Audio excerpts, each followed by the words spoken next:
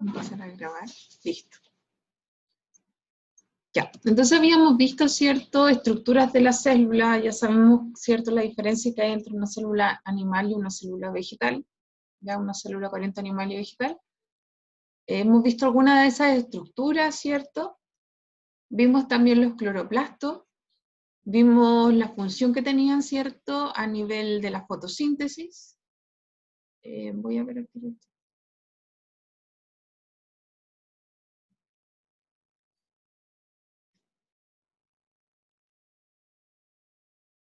Ya.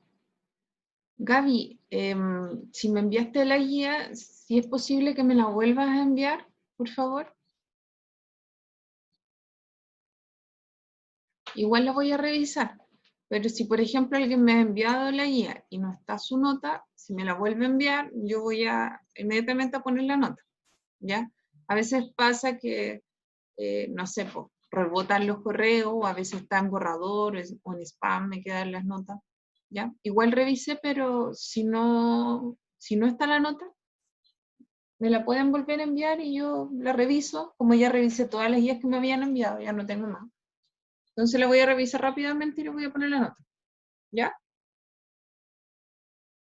Volviendo al tema, habíamos visto, ¿cierto?, los cloroplastos, esta función que tenían, ¿cierto?, en el proceso de la fotosíntesis, que como bien les comenté, ustedes van a ver más a fondo este proceso de fotosíntesis, ¿cierto?, en primero medio, pero ya están bien avanzados, así que yo creo que cuando les toque biología, el profesor va a estar muy feliz con ustedes, ¿ya? Eso es importante. Ya, entonces acá, ¿cierto?, nosotros veíamos los cloroplastos, encontrábamos estas cositas, ¿cierto?, que se llamaban granas, y cada una de esas cositas, ¿cierto?, cada uno como de esos platitos se llamaban tilacoides, ¿ya? Y decíamos que la fotosíntesis, la fase luminosa, ¿cierto?, se llevaba a cabo en esos platitos, en los tilacoides, en la membrana de los tilacoides, ¿ya? Nosotros en general, ¿cierto?, cuando vemos esta ecuación química que está acá, esta ecuación química representa, ¿cierto?, la fotosíntesis, ¿ya? Donde, ¿cierto?, a partir de moléculas de dióxido de carbono más agua más energía, ¿cierto?, se genera esa molécula que está ahí, que representa, ¿cierto?, la glucosa más oxígeno, ¿ya? Nosotros sabemos, ¿cierto?, que existen dos etapas de la fotosíntesis, una que es la fase dependiente de la luz y una fase que es independiente de la luz, ¿ya? Decíamos que esta fase es dependiente de la luz, como bien dice su nombre, ¿cierto?, fase luminosa, depende de la luz, en cambio la fase oscura no es que se haga en oscuridad, ¿cierto?, es simplemente que no depende de la luz, ¿ya? Puede no llevarse a cabo en luz o sin luz, ¿ya? En esta primera etapa de la fase luminosa, ¿cierto?, veíamos que ocurrían diversas reacciones, ¿ya? Que obviamente ustedes van a estudiar, como ya les comenté, más a fondo, ¿cierto?, cuando estén en primero medio, pero a grandes rasgos, ¿cierto?, vamos a ver que en esta primera fase luminosa,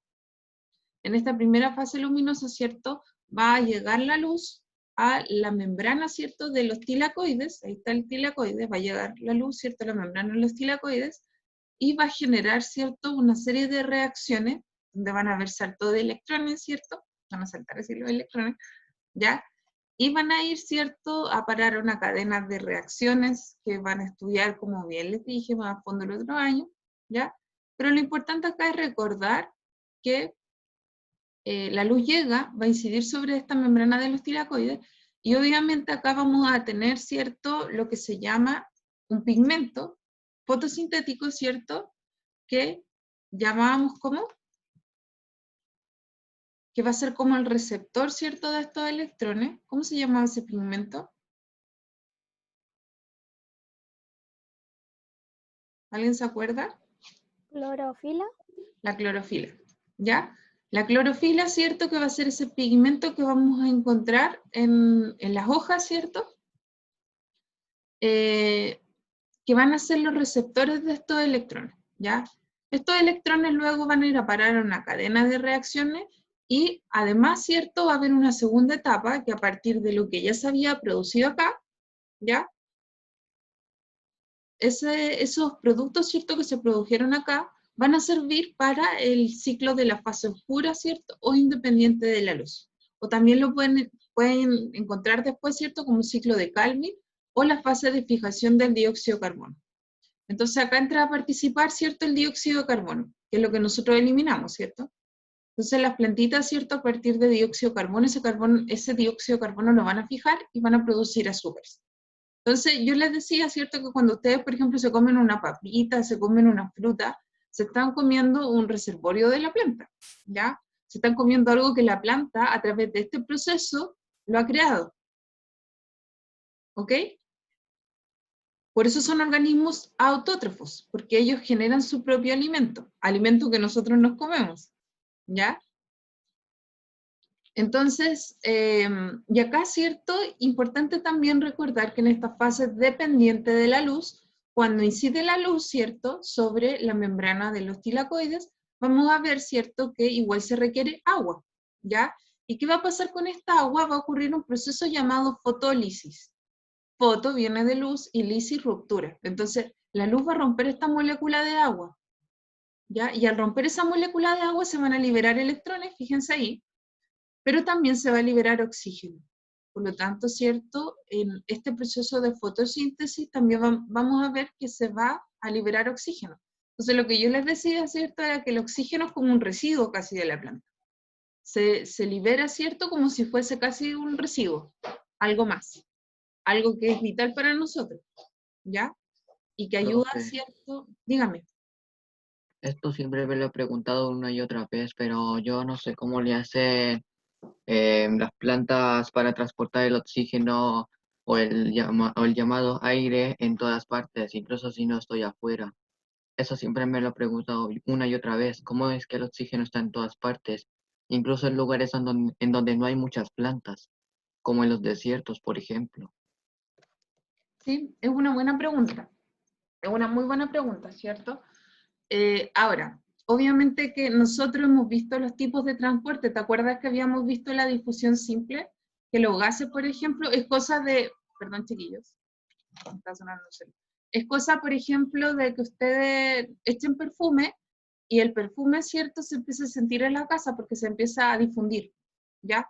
Por un transporte simple, ¿ok? Entonces, los gases, ¿cierto? Los gases de alguna manera se expanden, ¿ya? Se expanden, viajan, ¿cierto?, a través de un ambiente. Entonces, ustedes, por ejemplo, pueden, no sé, echarse perfume arriba, pero yo lo voy a sentir abajo. ¿Por qué? Porque se va a difundir por difusión simple, ¿ya? Entonces, obviamente es cierto que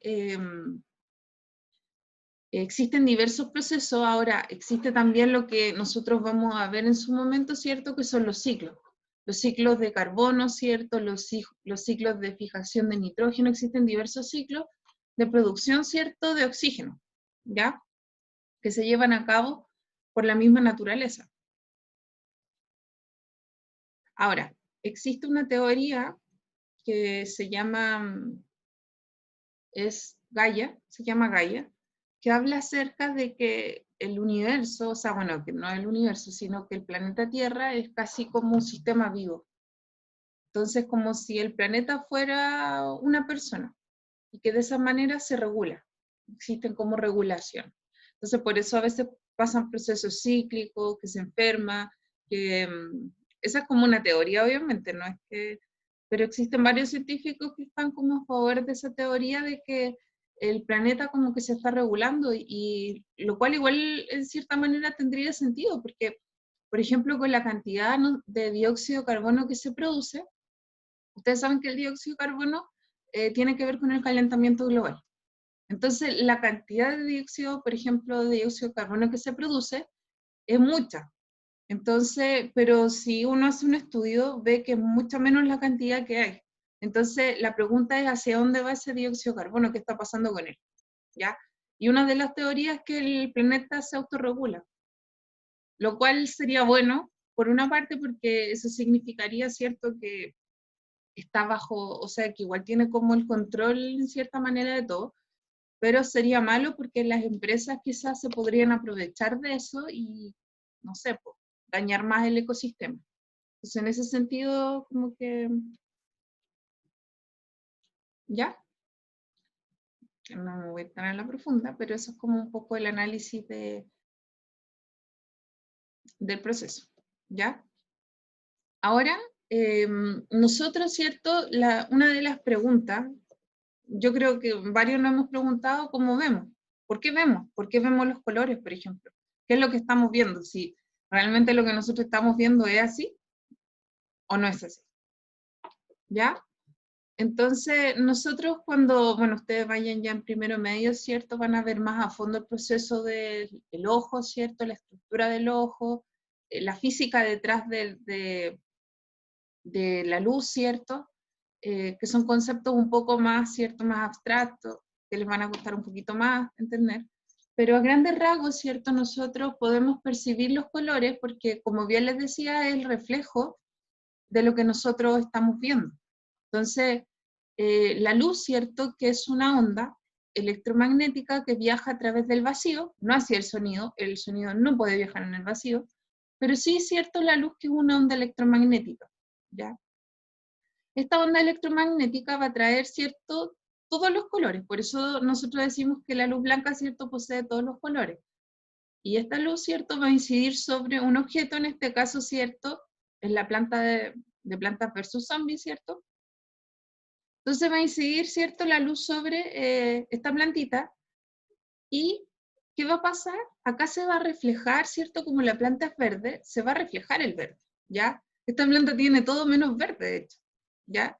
Entonces se refleja el color verde y el color verde, ¿cierto? Va a llegar a nuestro ojo, donde vamos a tener unas células especializadas acá llamadas conos y bastones, ¿cierto? Que nos van a poder, no, vamos a poder ver, ¿cierto? A través de este tipo de células. Y eso va a llegar, ¿cierto? A nuestro cerebro. Acá hay un nervio que se llama nervio óptico, va a llegar a una área, la área occipital, ¿cierto? Del cerebro, y nosotros vamos a poder Profe, ver los colores. ¿Ya? Dígame. yo tengo una pregunta. Sí, dígame. ¿Por qué los colores cálidos suelen ser un poco más ligeros para el ojo humano cuando es de noche o hay un ambiente en el que no, hay poca luz? Como más ligeros. ¿A qué A te lo que me refiero con esto es que la luz o colores cálidos no le cuesten mucho al ojo humano procesar y de que ayuden a que puedas dormir mejor. ¿Por qué los colores cálidos suelen ser eso, más ligeros? No Y necesariamente, ¿eh? No colores necesariamente. De hecho, cálidos. por ejemplo, si tú tienes una pieza y, por ejemplo, pintas, no sé, pues, tu pieza de color rojo, te va a costar mucho más conciliar el sueño, porque vas a activar el cerebro. Por eso las piezas deberían tener colores claros, piezas para dormir. Ahora, sí vamos a ver, ¿cierto? Ya en primero medio que los colores van a tener distintas frecuencias, distintas longitudes de onda y distinta energía también, ¿ya? ¿Ok? Nosotros, por ejemplo, cuando nos ponemos colores, por ejemplo, negro, y hace calor, ¿cierto? ¿Qué va a pasar? Va a empezar a sudar, ¿cierto? Va a empezar el... ¿Por qué? Porque se supone que se absorben todos los colores, ¿ya? Absorbe todas las longitudes de onda y por eso usted empieza a sentir, con la ropa oscura, ¿cierto? Empieza a sentir calor. En cambio, el color blanco, ¿cierto? Refleja todo. Por lo tanto, ¿cierto? Refleja las ondas y no se acumula energía. Finalmente, vamos a ver, ¿cierto? Que cuando ustedes vean el concepto de la luz, vamos a ver que la luz tiene que ver con el movimiento de electrones. Todos son electrones. ¿Ya? Desde la fotosíntesis, ¿cierto? Todos estos procesos que van acá van a ser un proceso electrónico, un proceso de movimiento de electrones. Su ojo tienen electrones, ustedes tienen electrones, y eso ya lo vamos a ver ahora cuando empecemos a ver física. Ya vamos a ver que todo tiene electrones. Ustedes son conductores de electrones. ¿Ya? A ustedes les puede llegar un rayo y pueden conducir electricidad. ¿Cierto? Cosa que lamentablemente alguien mete el dedo, por ejemplo, en un interruptor, y va a ser un transportador de electrones. ¿Ya? Entonces, todos estos procesos de acá, chicos, son llevados a cabo por procesos de electrones, de movimiento de electrones. Entonces nosotros, ¿cierto? Veíamos este proceso de la fotosíntesis, volviendo al tema, ¿cierto? Y nosotros también decíamos, ¿cierto? Que las plantitas, si bien pueden llevar a cabo el proceso de la fotosíntesis, fase clara y fase oscura, ¿cierto? Fase dependiente de la luz e independiente de la luz, nosotros también vamos a ver, ¿cierto? Que la plantita en la noche respira, ¿ya? En la noche hay, ¿cierto? La plantita incorpora oxígeno, ¿cierto?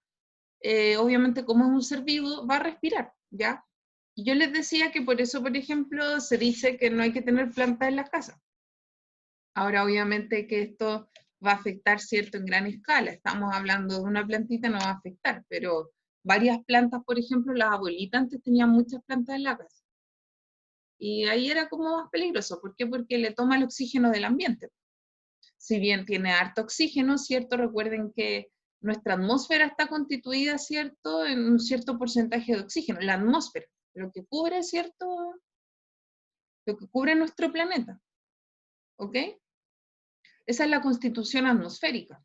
Y es por eso que tenemos oxígeno en cualquier otro ambiente, ¿ya? Es parte del porcentaje de la atmósfera. ¿Ok? Y ahí respondo un poco más, ¿cierto?, a la pregunta del compañero, porque nosotros, por ejemplo, encontramos oxígeno en ambientes como tan cerrados o tan hostiles como el desierto. Y es porque la atmósfera está constituida, ¿cierto?, de un porcentaje de oxígeno, que es constante, ¿ya? ¿Ok? A menos que nos encerremos en un ambiente, ¿cierto?, en un ambiente vacío o algo así, ahí cambiarían, ¿cierto? Ahí variarían los porcentajes. Pero en un ambiente abierto, ¿cierto?, no debería variar el porcentaje de oxígeno que está a nivel atmosférico, ¿ya? ¿Ok? Entonces, nosotros también veíamos, ¿cierto?, que la fotosíntesis se iba a afectar por diversos motivos. Entre ellos decíamos que aquello que podía afectar la fotosíntesis, ¿cierto?, eran los pigmentos, la cantidad de agua, la presencia o no de estomas. ¿Alguien se acuerda lo que eran los estomas? ¿Qué eran los estomas?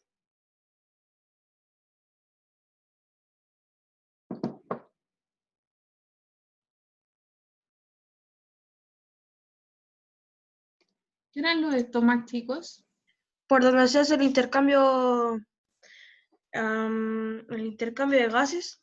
Hola, Felipe. Hola, profe.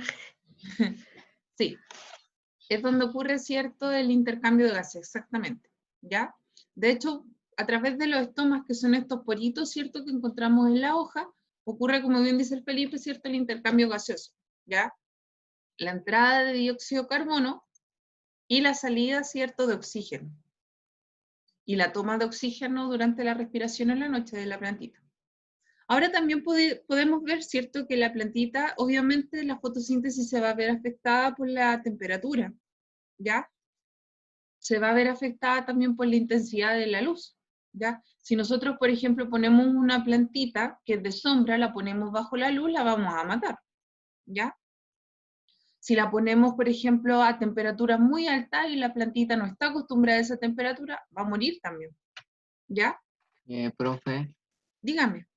si se trata de un cactus y está expuesto a altas temperaturas, ¿se va a morir al igual que otras plantas? No. Las cactáceas ya tienen otro sistema. Ustedes cuando vean más a fondo, ¿cierto?, la fotosíntesis, va a ver que en general la fotosíntesis de plantas, ¿cierto?, que resisten cierta temperatura, pero en general las cactáceas son estas suculentas, ¿cierto?, que tienen agüita como dentro. Hay varios tipos de cactáceas. Resisten temperaturas porque están habituadas, ¿cierto?, a ambientes como más, con temperaturas más altas, ¿ya? Pero un Ambientes cactus desérticos. puede sobrevivir como a los 50 grados. Depende, pero generalmente oscila, ¿cierto?, sobre la temperatura. Acá, por ejemplo, tenemos, no sé si pueden observar el gráfico, una planta normal debería resistir, ¿cierto?, fíjate que hasta ya los 35 grados puede resistir bien, ahí es el pico. Luego, ¿cierto?, ya pasado los 40 grados empieza a morir.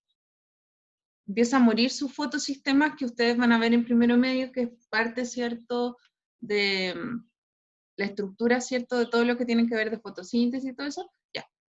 Ahí, ¿cierto?, va a empezar a morir aquello que ayuda, ¿cierto?, a la fotosíntesis. ¿Ya? En este caso tiene que ver con los fotosistemas, pero no quiero meterme con más conceptos, porque creo que después se pueden confundir más, ¿ya? Pero fíjate que hay plantas tropicales que resisten, que ahí la temperatura óptima son de 40 grados, ¿ya? Y también hay plantas, por ejemplo, que resisten 0 grados Celsius, ¿ya? O sea, vamos a tener distintos tipos de plantas. Una planta, por ejemplo, una cactácea, como tú bien dices, ¿cierto? Puede resistir los 40 grados, ¿ya? Porque está acostumbrada a ese ambiente y por eso también tiene reservas de agua y todo. Pero no así otro tipo de planta, ¿ya? Entonces habíamos visto también que podía la planta verse afectada, ¿cierto? Su proceso de fotosíntesis también se puede ver afectado por la cantidad de dióxido de carbono. Y también habíamos visto, ¿cierto?, que existen, acá teníamos que ver, ¿cierto? Vimos el concepto de variables dependiente e independiente. Yo les decía que las variables dependientes, ¿cierto?, eran aquellas que nosotros no podíamos controlar. En cambio, las variables independientes son aquellas que sí un investigador puede manipular. Por ejemplo, decíamos que la variable dependiente era la cantidad de fotosíntesis que hace la planta. Yo no puedo controlar la cantidad de fotosíntesis que va a hacer la planta, ¿ya? La planta hará la fotosíntesis que ella quiera. Pero la variable independiente sería, por ejemplo, la temperatura. Yo sí puedo modificar la temperatura de la plantita. Yo la puedo mover, por ejemplo, si está tomando mucho calor, yo la voy a mover a un lugar, por ejemplo, con temperatura un poquito más fría, ¿ya? Entonces yo ahí sí estoy manipulando esta variable, pero hay variables que nosotros no podemos manipular, y esas variables le vamos a llamar variables dependientes, ¿ya? También habíamos visto, ¿cierto?, este movimiento de membranas. Habíamos visto las estructuras de las membranas, ¿cierto? Habíamos visto el colesterol que ayudaba a estas proteínas, ¿cierto?, que eran integrales que atravesaban la membrana, y también teníamos las proteínas periféricas. Vimos, ¿cierto?, este glicocálix que ayudaba, ¿cierto?, en todo el mecanismo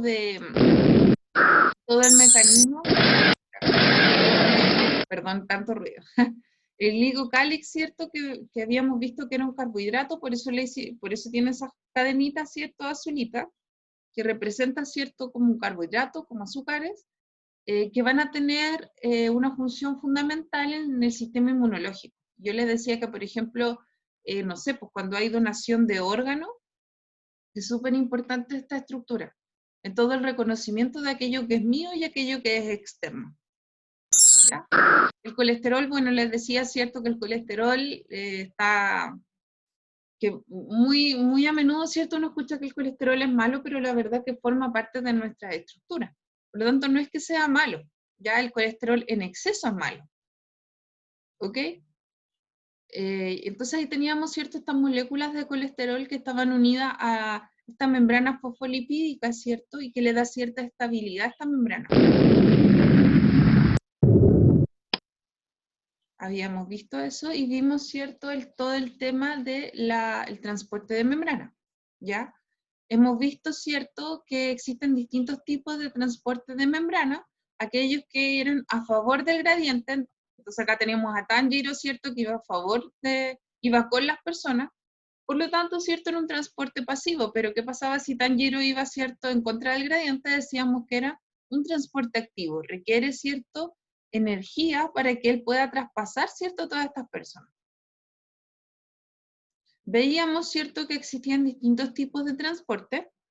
Entre ellos veíamos, ¿cierto?, que los gases, ¿ya? Los gases van a traspasar fácilmente la membrana. Fíjense que la traspasan fácilmente. En cambio, van a haber moléculas que van a ser muy grandes, ¿cierto?, o que van a tener carga, que van a tener que traspasar esta membrana a través, ¿cierto?, de otros mecanismos. ¿Ok? Entonces decíamos, primero que todo, ¿cierto?, la difusión simple, ¿ya?, que es un transporte pasivo, cosa que ustedes hagan un tecito, ¿cierto?, y van a empezar a ver que el tecito va a tomar un color, ¿cierto?, el agua va a ir tomando ese color rojizo, si se están haciendo un tecito negro, ¿cierto?, van a ir tomando ese color rojizo, ¿cierto?, y se va a difundir rápidamente, ¿cierto?, a través del agua. O también el perfume, lo que les decía. Entonces, en esta molécula, en este tipo de transporte, ¿cierto?, no hay un gasto energético, y simplemente, ¿cierto?, va a ir desde un gradiente de mayor concentración a uno de menor concentración. Y va a traspasar fácilmente la membrana, ¿ya? ¿Qué tipo de moléculas traspasan fácilmente la membrana? El oxígeno, el dióxido de carbono, ¿cierto? Y el alcohol también. Yo les decía que, por ejemplo, basta ver que una persona se toma una botella de alcohol y a los minutos va a estar, ¿cierto?, tirado en el piso. También teníamos, ¿cierto?, la difusión facilitada. Y como bien les decía, hay moléculas que quieren ingresar por la membrana, pero tienen carga. A esas moléculas con carga les llamamos iones, ¿ya? Entonces, esas moléculas con carga no van a poder atravesar la membrana.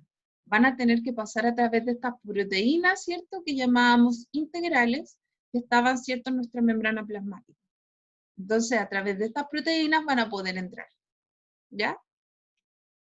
Esas proteínas les van a dar cierto el ticket para que puedan entrar. De lo contrario, no van a poder entrar. ¿Ya? Entonces, esto también es un transporte pasivo. No requiere de energía. ¿Ya? Y obviamente van a ver moléculas también grandes, como les decía, ¿cierto? La glucosa, que también va a tener que pasar a través de un transportador. ¿Ya? Y habíamos visto también el proceso de la osmosis. ¿Ya? Que acá vemos, ¿cierto?, el movimiento de la molécula de agua. ¿Ya? En este caso veíamos, ¿cierto?, que va a ir desde donde hay mayor agua a donde hay menor agua, ¿ya? Pero a la vez, ¿cierto?, también teníamos que ver la cantidad de soluto.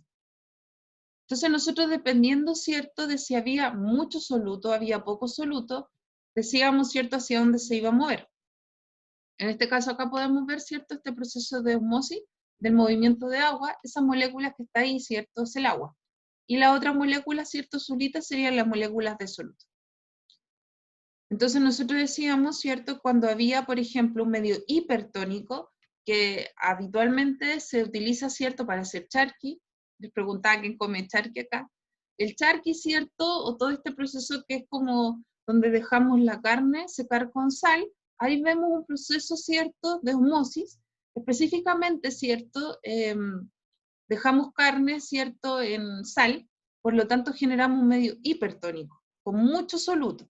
Por lo tanto, el agua va a salir de las células, ¿cierto?, de esta carne, y va a salir agua, y por eso queda como seco, queda deshidratado, por la salida de agua, producto de la osmosis, ¿ya? Obviamente que esto ayuda, este proceso ayudaba, ¿cierto?, el transporte de carne. Por ejemplo, antiguamente, cuando no tenían refrigeradores, la carne se consumía así, en las personas que viajaban grandes distancias, llevaban carne seca, y de esa manera no le entraban bacterias. ¿Por qué? Porque obviamente las bacterias, al estar en un medio hipertónico, ¿cierto?, llenito de sal, no podían mantenerse en ese medio, ¿ya? Entonces, las bacterias, lo mismo, ¿cierto?, que lo que ocurre con las células, las bacterias, ¿cierto?, al estar sometidas a mucha sal, van a perder agua y van a morir, ¿ya? Y lo mismo pasa con la mermelada. Por eso, si uno prepara mermelada, uno le echa mucho azúcar. De hecho, un tarro de mermelada, no sé si te has comido mermelada o han preparado mermelada, tiene como 1 kilo de azúcar, ¿ya? Y es la misma lógica. ¿Por qué se mantiene la mermelada por años ahí? ¿Ya? Obviamente porque ustedes están generando un medio hipertónico, están generando, esto es un medio saturado. Por lo tanto, las bacterias tampoco pueden conservarse en ese ambiente saturado de soluto, se deshidratan. ¿Ya? Entonces ahí teníamos el medio hipertónico. En un medio hipotónico, ¿cierto?, ocurría lo contrario. O sea, ¿qué quiere decir? Que hay mayor cantidad de agua afuera, o sea, dentro, ¿cierto?, que afuera. Por lo tanto, salía el agua y se generaba el proceso de citólisis de los glóbulos rojos. Acá lo teníamos, ¿cierto?, el proceso de citólisis. Ahí, citólisis, lisis viene de ruptura. Por lo tanto, se rompían, ¿cierto?, se destruían estos glóbulos rojos.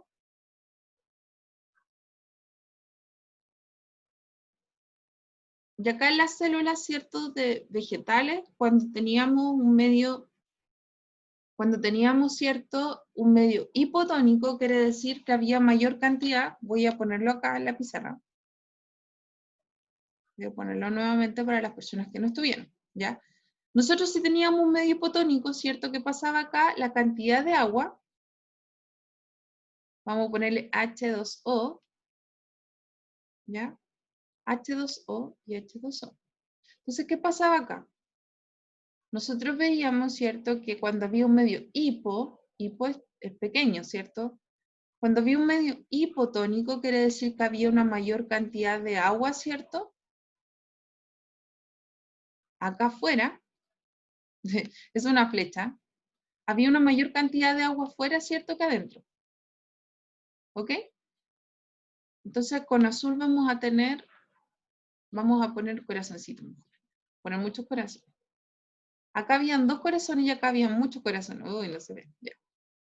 Entonces, obviamente, ¿cierto? Hay mayor cantidad de agua afuera, por eso es un medio hipotónico, ¿ya?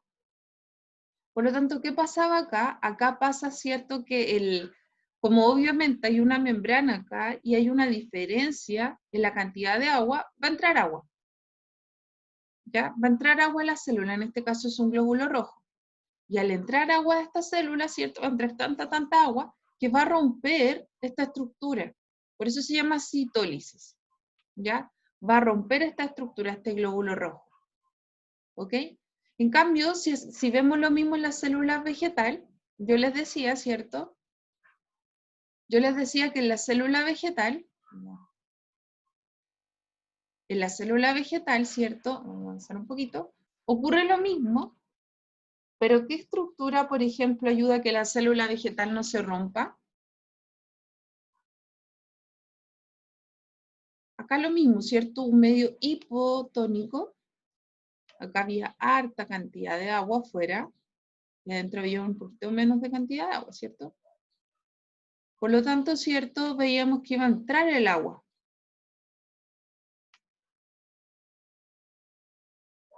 ¿Ya? ¿Qué ayuda a que no se rompa la célula vegetal? ¿Se acuerdan? ¿Cómo se llamaba esa estructura? Pared celular. ¿Qué? Pared celular.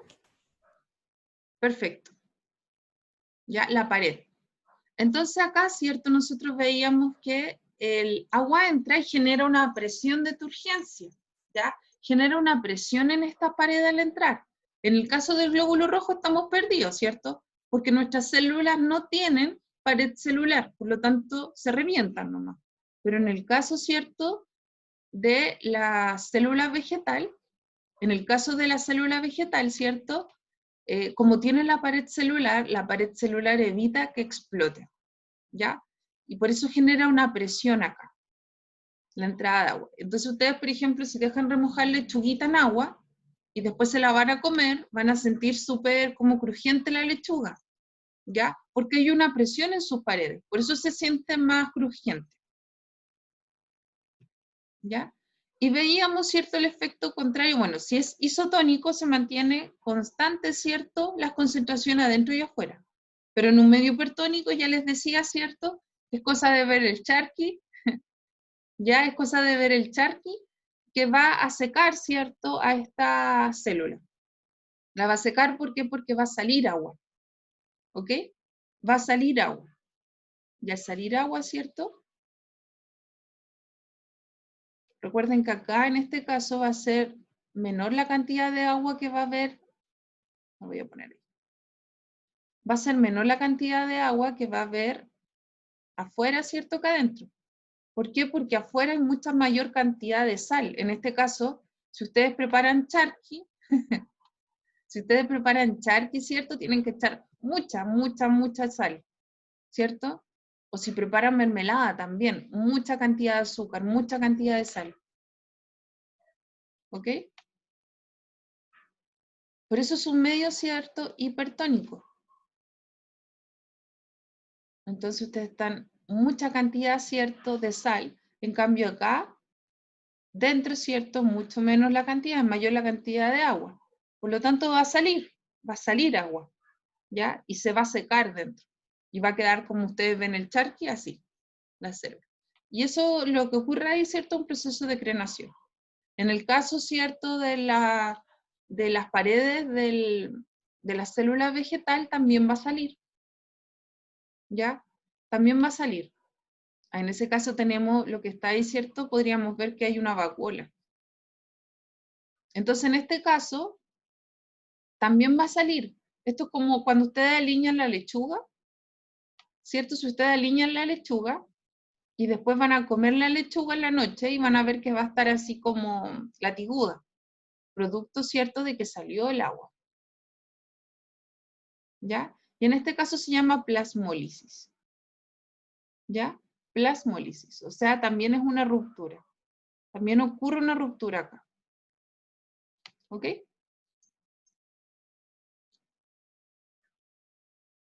Hasta ahí habíamos visto. ¿Ok? Entonces, para las personas que no estuvieron, y vimos también este proceso, ¿cierto?, de transporte a través de las vesículas. Endocitosis, ¿cierto?, era el proceso donde a través de vesículas se incorpora, ¿cierto?, cosas a través de la membrana. Endo, lo trae.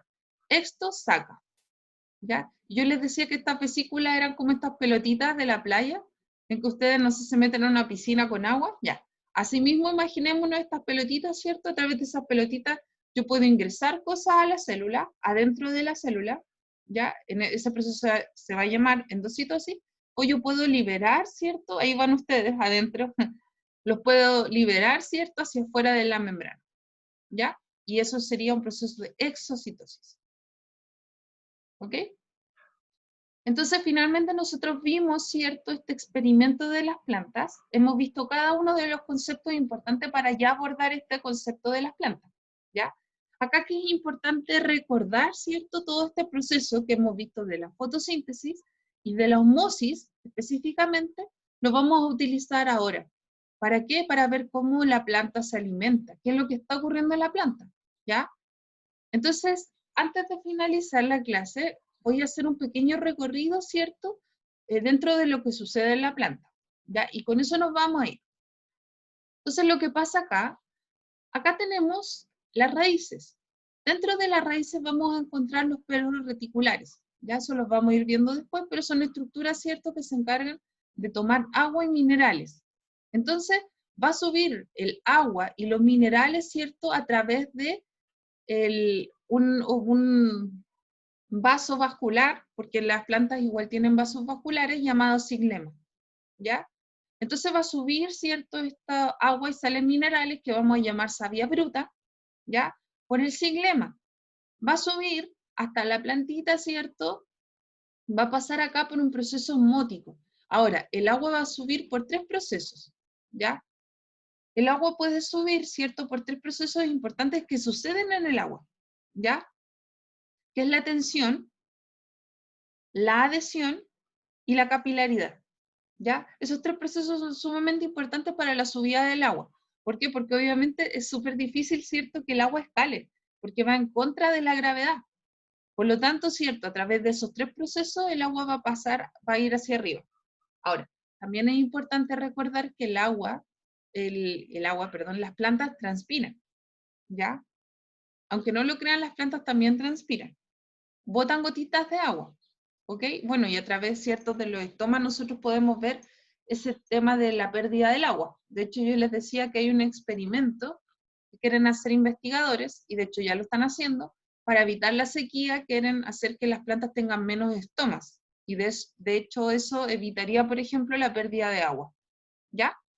Entonces, va a subir el agua, ¿cierto?, con estos minerales, a lo que vamos a llamar savia bruta, a través, ¿cierto?, de la plantita, por estos tubos vasculares llamados xilema, ¿ya? Acá va a ocurrir un proceso de osmosis, ¿ok? Y vamos a tener otro vaso vascular llamado fluema. En el fluema, si bien el xilema, ¿cierto?, va a fluir desde abajo hacia arriba, en el fluema vamos a ver que puede fluir desde abajo hacia arriba o de arriba hacia abajo, da lo mismo, ¿ya? En el fluema va a ocurrir, ¿cierto?, todo esto del el traspaso de glucosa y azúcares, ¿cierto?, que fueron sintetizados específicamente en las hojas, ¿ya?